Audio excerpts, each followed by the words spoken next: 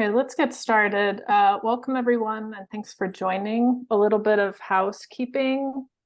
At the end of the briefing, we'll have time for Q&A. Just use the Q&A function. And after the briefing, if you have questions or would like to speak to any of the panelists, you can email press@athenaforall.org. My name is Ryan Garrity. I'm the acting director of the Athena Coalition. 2 hours ago, the Federal Trade Commission announced a landmark antitrust case against Amazon, a corporation that is one of the largest and most expansive corporations of our era. The case alleges that Amazon has illegally used its dominance over online retail to the detriment of small businesses, consumers, and workers. In the coming hours, days, and months, we will all pore over the details of the case. But first, we must put the case in context. When we look at this action and the action of other federal agencies in relation to Amazon, we can't understate what a radical transformation it is for this administration or any administration to take seriously the outsized and dangerous power that corporations currently wield in our economy. And for the administration to simultaneously,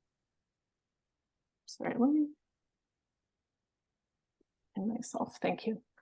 And for the administration to simultaneously take seriously the need for workers to play a much greater role in shaping our collective futures. This administration and this action were years in the making, beginning with the 2008 housing crisis, when the consolidation of wealth over everyday people was on full display, and then again over the pandemic, and then again with recent rising prices. At each of these moments, people came together to chart a new course and challenge an economic paradigm that hollows out our communities to the benefit of global megacorporations. In 2018 and 19, many of us came together to challenge Amazon's power and fight for it to be broken up. Over the past several years, our coalition members have worked to build power over Amazon, and today we are witnessing our power move one step closer to this goal. This announcement is a victory for our coalition and the countless independent businesses, workers, organizers, and advocates who have called for government action on Amazon's myriad and interconnected abuses of power. Over the next 20 minutes, you'll hear from the nation's leading experts on antitrust, economic justice, worker rights, and surveillance, discuss the significance of this case from their vantage point. First, we're going to hear from Shahryar Kauschi, the executive director of the Warehouse Worker Resource Center and co-founder of Athena. Shahryar. Good afternoon. My name is Shahryar Kauschi. I'm the executive director of the Warehouse Worker Resource Center. We organize warehouse workers in the Inland Empire, the region of Southern California that's dominated by goods movement. We also organize communities around the fact that companies like Amazon and other goods movement companies are the primary employers and dominant economic drivers of our region. Amazon is the largest private employer in California and by far the largest in our region. It's the second largest private employer in the nation. So in the Athena network, we're building power across the different ways that Amazon affects our communities. We work with workers, people work with communities, people work with small businesses. And as Ryan said, this isn't a moment when we're really starting to see that organizing works, that by bringing people together across these different issues, across the different ways that Amazon impacts our communities, we are able to manifest power in a way that the government is taking seriously, and to utilize the tools that the government has always had, but never really until this point felt they had the appropriate pressure and need to take on a corporation of the scale and power of Amazon. So the Inland Empire is a region that, again, is dominated by the way that warehousing and goods movement is the primary employer in our region, and that, Amazon as a third of that sector really drives our economy and forces everybody to really work under their conditions. In the same way that we see Amazon operating in the retail space, again, holding everyone to their level. What we see as an opportunity here is the FTC taking action to stop Amazon's illegal abuses of power. We see that in this space, the FTC can stand up and say this is enough. We also see an opportunity for workers and the organizations and entities that support workers to be able to say what Amazon's doing in the workplace is enough. So we see an opportunity for the intersectional movements that we are all part of to support each other. We see an opportunity to say, when we organize, when we fight, we win. And we see this as, again, a first step in an opportunity for accountability in the way that Amazon is held accountable across these different ways it affects our communities. Thank you. Thanks, Shahir. We'll turn to Maisha Hayes, Campaign Strategies Director of Media Justice. Hey everyone, I'm so proud to join my comrades at the Athena Coalition. This is a very exciting day. So we know that Amazon is not just another online realtor. It's a surveillance partner to the police, a vendor and developer of facial recognition technology. Amazon is a company that literally provides the technological infrastructure for ICE and militaries across the world. Amazon has essentially funneled its marketplace profits to build a surveillance empire that fuels more incarceration, more criminalization, and deportations targeted against our communities.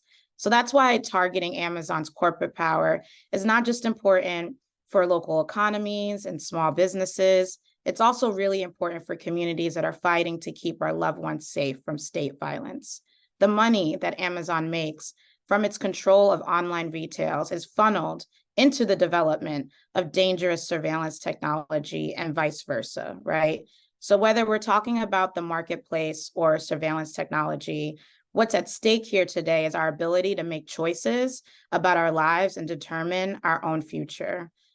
So a smaller, broken up Amazon will make it easier for us to fight Amazon's racist surveillance machine. And most importantly, it'll help us keep our communities safe.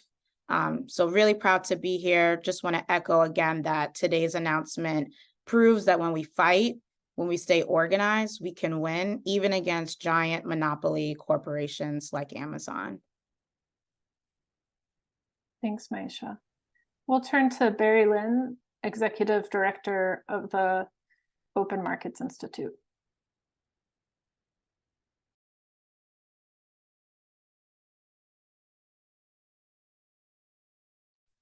Thank you, Ryan, and it's a really great honor for me to be here with my dear friends Maisha and Shahir and Stacy. And the first thing that folks in the coalition should do today is just sort of really pat yourselves on the back. This was a huge victory. And it's something that was done in no small part because of the organizing of Athena, and no small part because of the efforts of every member of this coalition. And there's been a lot of work that's been put into this fight over the last 3 years, 4 years, and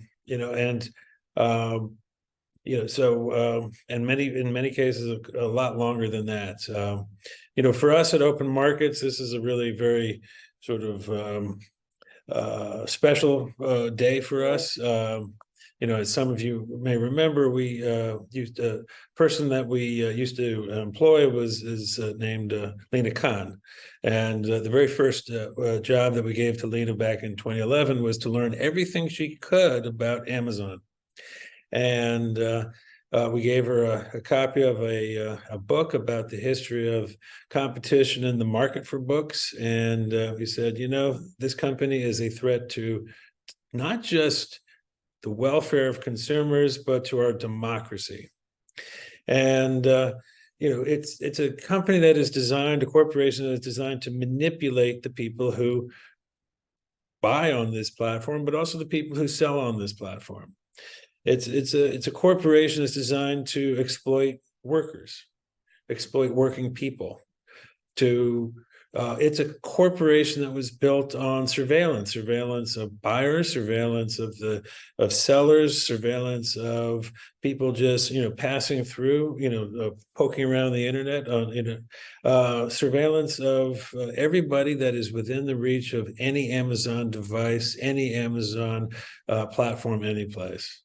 And so The stakes for today's case are absolutely enormous. This is the beginning of what's going to be a long process. It's the beginning of what I expect to be multiple cases against Amazon. There's this is a big deal, but it's not. This is not the be-all, end-all case. But starting is the key thing. Getting going is the key thing. Realizing sort of before you have actually won a single victory that you will win the victory, that's the key thing. And what we saw today is a vital first step towards ultimate victory. Thanks, Barry. And finally, we'll turn to Stacy Mitchell, the co-executive director of the Institute for Local Self-Reliance and co-founder of Athena. Stacy. Thanks so much, Ryan, and so nice to be with all of you on this really historic day. The Institute for Local Self-Reliance, for those of you who don't know, is a national research and advocacy organization. We've been raising the alarm about Amazon's monopoly power for more than a decade, and have been really pleased to be part of this huge and varied coalition that is directly challenging Amazon's power and winning. This is one of the most important antitrust cases in US history. Amazon's market power originates online, but it wields that power along every main street in America. Every community is being squeezed and undermined in terms of its economic health because of Amazon's outsized power. E-commerce should be a dynamic sector with numerous marketplaces and sites that are vying to attract both sellers and shoppers, yet it is utterly dominated by a single firm. And that is not an accident of history. As the FTC's case lawsuit lays out today, Amazon has employed a set of calculated and illegal strategies to block competition and maintain its dominance. And we are all Americans are ultimately paying the price for that. We're paying for it in lost businesses. We're paying for it in workers that are being squeezed. We're paying for it in an online experience that, as shoppers, is increasingly degraded and has seen little in the way of innovation. And we're also seeing high prices and all of the other effects of monopoly power. And we're suffering from this as a democracy, because ultimately the kind of power that Amazon wields, its ability to essentially to dictate and bully and control so many parts of the economy because of its power as a gatekeeper, is fundamentally undemocratic.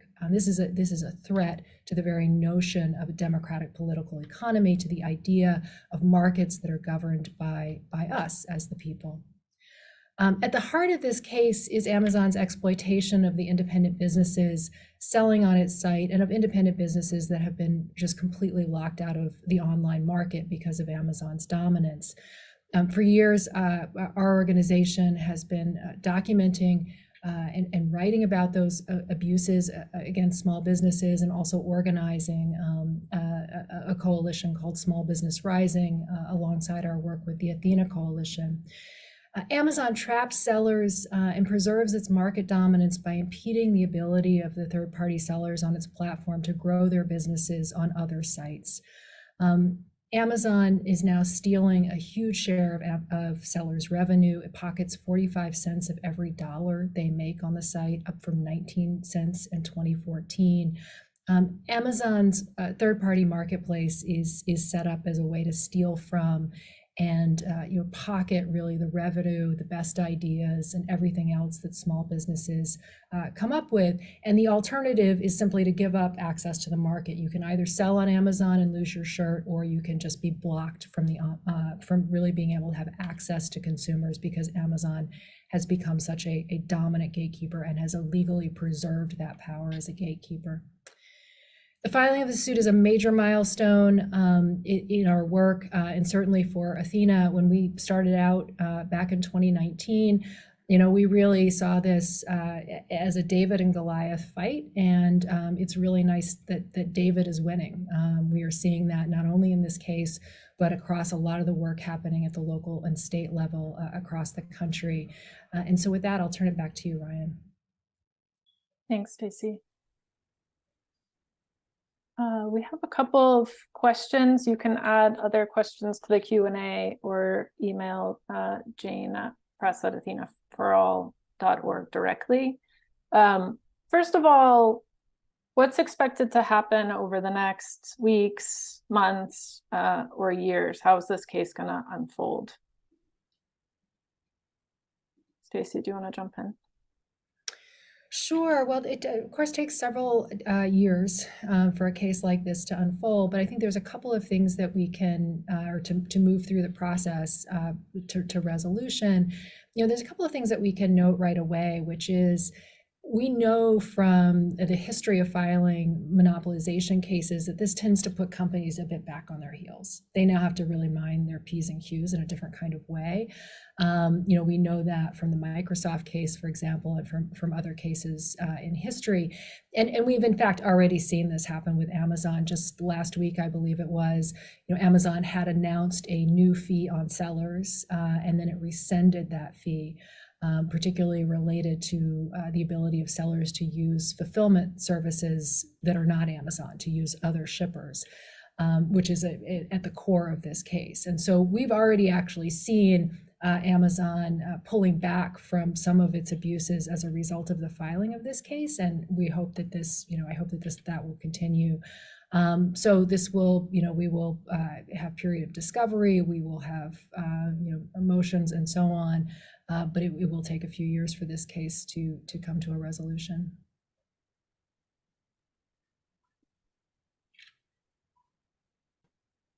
Another question, the case calls for, or the complaint calls for structural remedies. What does that mean specifically, and what do we think ultimately needs to happen? I think that could be for each of you. Barry, shall we start with you? Sure. It's so structural remedies means that they're suing if they win, if the FTC wins, one of the results, it's not an inevitable outcome, but one of the potential outcomes, and in this case, they would probably ask for it, is a restructuring of the corporation, actually a breakup. Now, there's different forms of breakups. There's breakups that, take, one of the breakups, a famous breakup in American history was AT&T in 1982. And they broke the corporation into 8 major parts. We don't know exactly what they're going to ask for, what they might win. But it's a big deal. It means that they're serious. It means that they intend for the political economy online to look very different after this case than it does now. And that there be a lot less concentration of power over buyers and over sellers in the core commercial, in the core consumer part of the internet. Stacey, can we turn to you? Sure, yes. I mean, the complaint asked the court to consider all remedies, including potentially structural relief. So that it seems to be, a part of what the FTC is potentially looking at here from a court. I think what is striking when you really look at Amazon's anti-competitive tactics and you go through them one by one, almost all of them involve Amazon leveraging one major part of its business against another, leveraging the interplay between these different divisions. This is effectively how it strong arms so many businesses, major companies, small businesses, is by leveraging that interplay between its different roles in the market, between being a retailer of its own accord, being a third-party marketplace, having a major logistics division. And when you go down and look at the specific kinds of ways that Amazon has monopolized the market, again and again, you find that those tactics that it's using really sit at the intersection of those different businesses. So it compels sellers to use its fulfillment service, which it helps lock them into its e-commerce marketplace. It uses the fact that it runs a third-party marketplace to glean all of great ideas and data from sellers, then to use to fuel its own retail sales and its own private label products. And so my conclusion, having looked at this for a long time, is that really the best solution and the way to truly open up competition online is to spin off Amazon's major divisions into 4 separate companies. Its retail division, its third-party marketplace, its logistics would become like a new UPS or FedEx, and finally the cloud division. And that would get us a long way to solving the anti-competitive behavior and truly opening up the market to competition. And so that's where I hope eventually this case will lead. Thanks, Stacey. Shahir?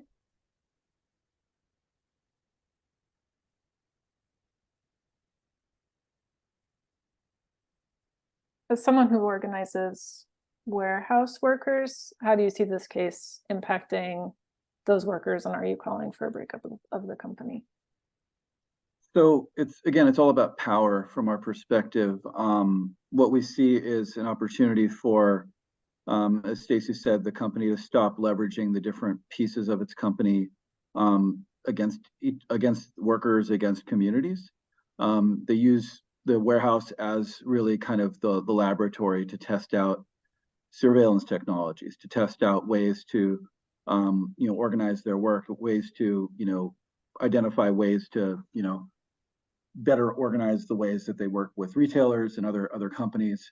And we see that as really accelerating the way that Amazon is able to dominate multiple sectors of the economy, especially their web services operations. So from our perspective, the acceleration that we're seeing, the acceleration of workers literally running in warehouses, moving more quickly in order to do this work, is happening because Amazon has their hands in so many different pieces of our economy. And that dominance, again, like leaks into the way that they operate with the government, the way they operate in other parts of our communities. So from our perspective, any kind of ability to slow that down is a really key opportunity.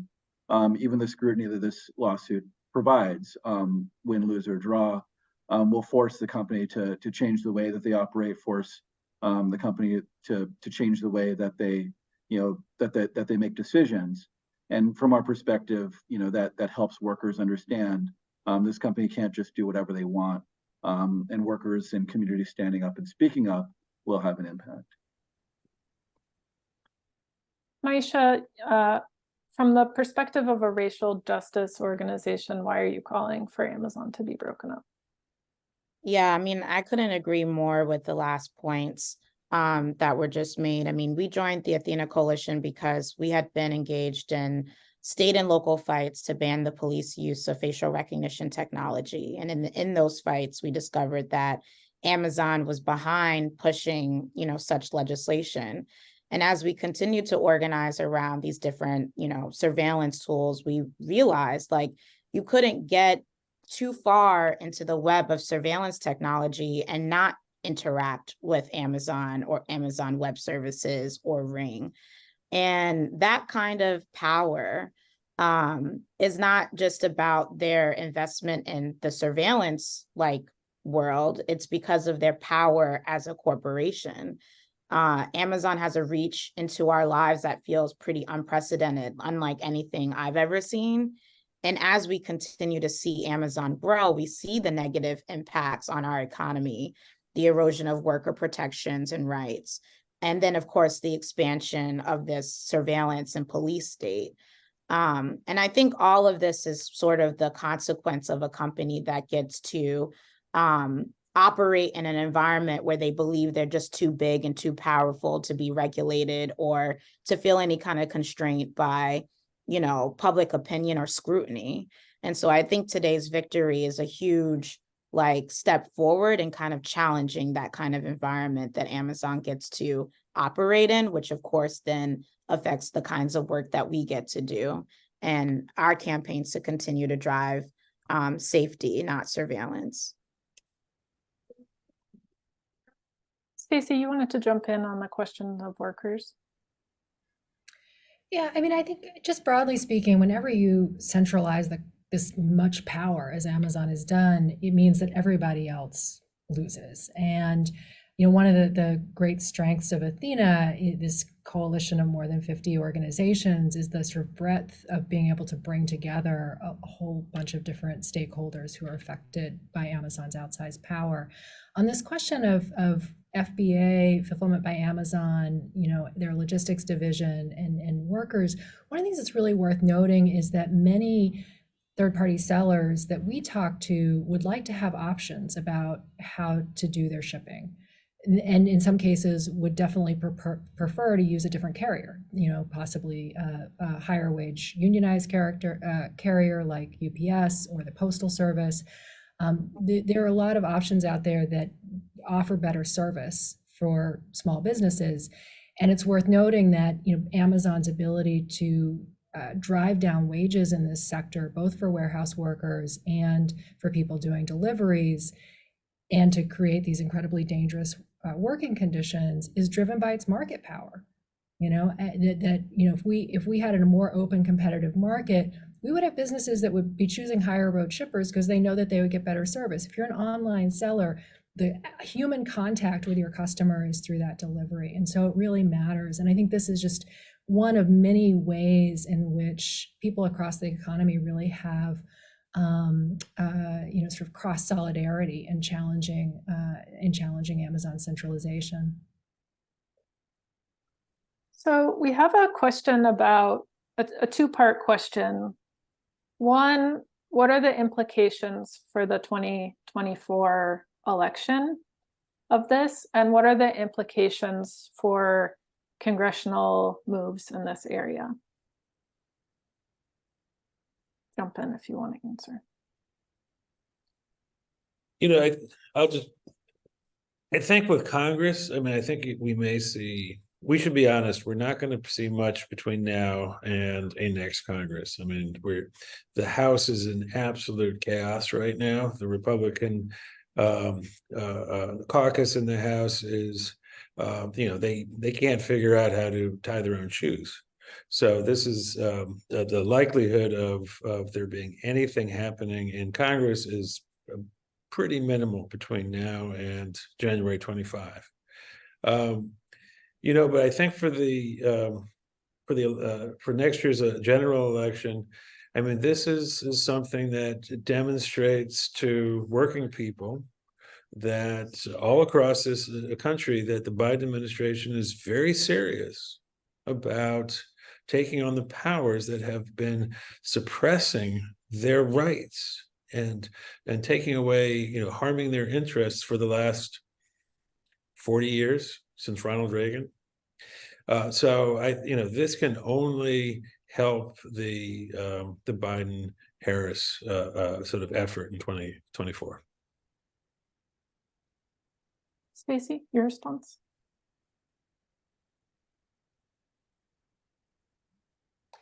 Yeah, I think what we've seen as the movement to reinvigorate antitrust law and enforcement has grown over the last few years is that every time we see one government or one entity move ahead, it pushes the others to do the same. And so, we had the congressional investigation, the big tech investigation over 2 years, which found that Amazon has monopoly power and laid out a set of solutions, and including breakup, as well as additional policy changes.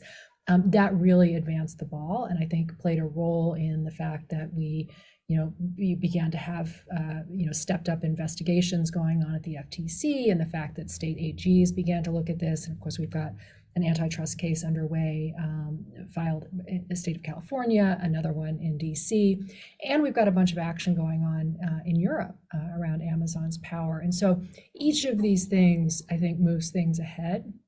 And I'm hopeful that we may eventually get to a day where Congress does its job and takes up its incredibly important responsibility to strengthen our antitrust laws, and particularly to address the outsized power of big tech.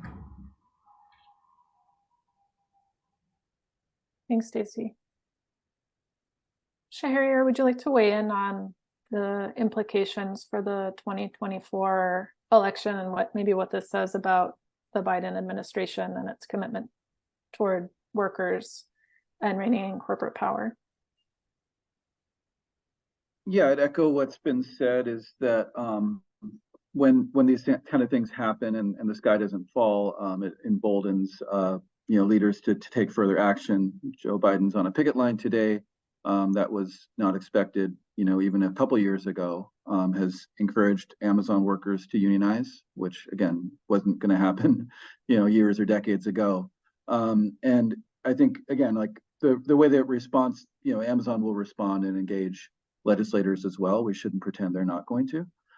They have a huge amount of power, but I think from our perspective, the fact that these kinds of actions legitimate this government, make it clear like they're willing to take on the the companies that are at the heights of the economy, and I think that that encourages the right folks, and then does, I think, put people who are kind of on the bubble, people who are asking questions about this is the biggest employer in my district, puts them in a position where they do take seriously what workers and communities are saying. Thanks all. That's all we have time for. Thanks everyone for watching and